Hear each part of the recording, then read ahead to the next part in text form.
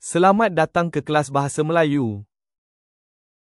Apa yang kita akan belajar hari ini? Kita akan belajar membaca beberapa ayat tunggal mengenai peraturan menaiki tren. Jom baca bersama. Boleh dapatkan tiket di kaunter tiket. Sila beratur dengan tertibnya.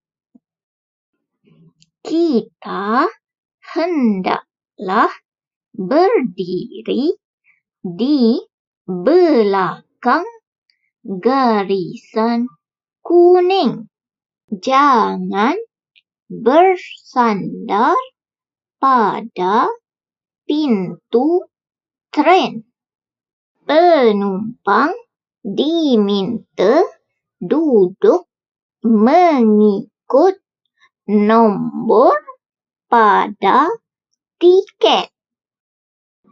Cuba murid baca sekali lagi.